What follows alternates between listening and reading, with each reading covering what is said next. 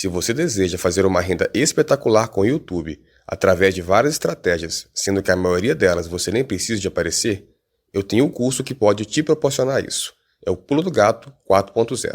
Acesse o link na descrição e no primeiro comentário e dê o primeiro passo para mudar de vida. No cérebro, neurobiologicamente, dentro do seu cérebro, você tem uma regiãozinha chamada de estriado. Essa região ela é extraordinariamente importante para nutricionista e educador físico para entender essa região.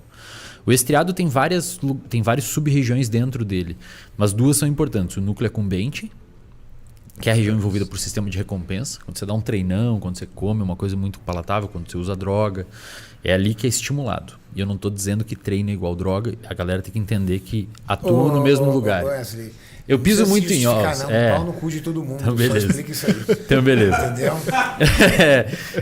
Não, porque cada comentário, se você tiver que explicar, fica tranquilo. Então beleza. Quem não gosta de você vai continuar não então gostando. Então tá ótimo. Então, foda-se todo mundo. Foda-se todo mundo. Vamos se fuder.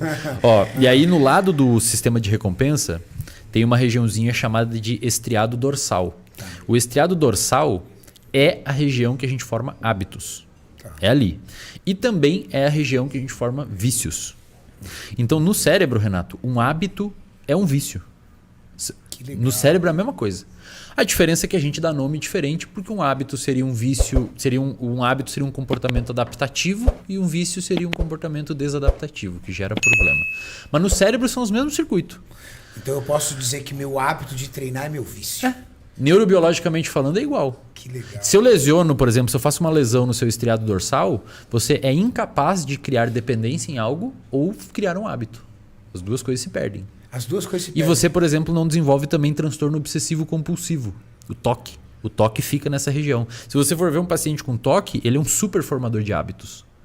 Ferrou, velho. Ô Maurício, essa mania que eu tenho de ficar arrumando os potinhos, isso é um toque? Isso é um toque? Não, pode ser um traço de TOC. Pode ser um traço, mas não necessariamente um toque. É mó legal, você fica na frente dele, ele vai ajustando todas as canetas, deixando as canetas tudo viradinhas assim. Pode ver que eu já centralizei minha garrafa no porta. Eu percebi. E se deixar assim, você consegue segurar? Daqui a pouco eu vou arrumar. Eleva um pouquinho a sua ansiedade? A ansiedade sobe um pouquinho? Não, mas eu vou olhar pra você e olhar pro negócio. Vai ficar chamando. Exatamente. Aí quando você vacilar no olho, porque eu sou um cara educado, eu não quero te corrigir na minha frente, eu vou lá e arrumo minha garrafa. Entendi. E aí eu vou estar pensando, arruma na porra da sua garrafinha. Entendi. Assim, Entendi. Vamos botar bagunça assim sua, não vou botar minha. assim pra não dar. Mais ou menos Música, arruma aí, isso. música, pra não dar ruim. É que se você pensar assim, ó, qual que é a diferença entre um diagnóstico clínico de uma pessoa com TOC e de uma pessoa com traços de TOC? A pessoa com alguns traços... Por exemplo, tipo o Roberto Carlos, por exemplo. Falam que ele é um cara que tem uns toques muito louco, né? Assim, né?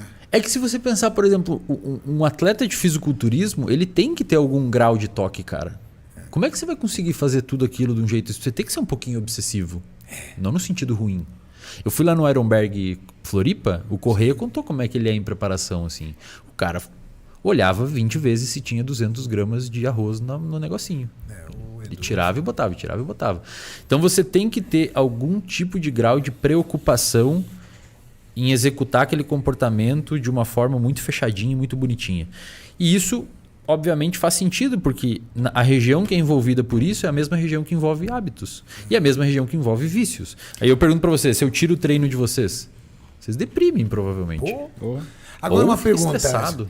Até quanto isso é natural, bom, e até quanto isso começa a se tornar algo perigoso? A gente tem um manual para fazer diagnóstico chamado DSM-5.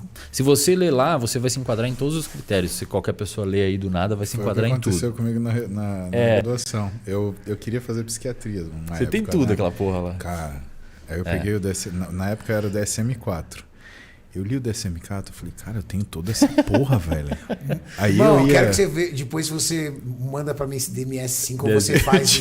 Mas é que assim, ó, é que aí você fica assustado, cara. Quando você for ver, fazer uma parte clínica, não é fácil se enquadrar naqueles diagnósticos. Se você ler por cima, por exemplo, na depressão, não, Wesley, eu vou fazer sentir-se triste eventualmente, pô.